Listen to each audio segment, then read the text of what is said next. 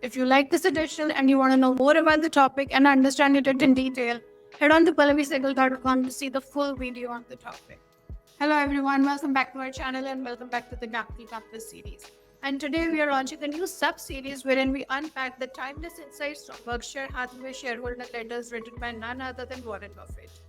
In each episode, we'll pick one letter, pull out the wisdom nuggets from Warren Buffett and Charlie Munger, and break down why they still matter today. Today, we are starting with the 1982 letter.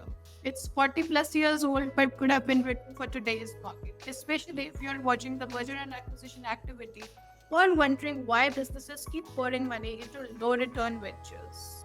The wisdom nugget 1. Buying pieces of great businesses beats buying the whole thing at the wrong price. We would rather buy 10% of wonderful business tea at X per share rather than 100% of tea at 2x per share. Buffett's point here is simple, but not easy. When you buy all of the business, you're on the hook for everything: management, operations, and capital needs. The wisdom nugget 2, the toad-kissing delusion of corporate acquisitions. Warren Buffett and Charlie Munger both diverged from the typical merger and acquisition playbook. According to them, managers justify overpaying for mediocre companies with a belief that their leadership will magically transform the business. Wisdom nugget 3. Inflation is the tapeworm. One of the most powerful metaphors mentioned in this letter was equating inflation to corporate tapeworm.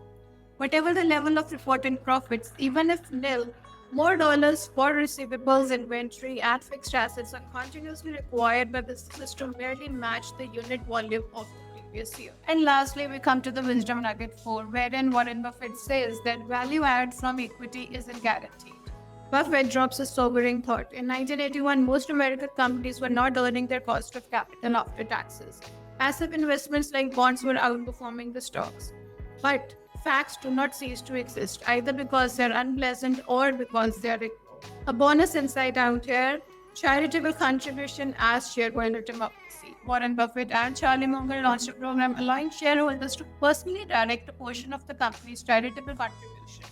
He says that we have tried occasionally to buy toads at a bargain prices. Our cases have often fell flat.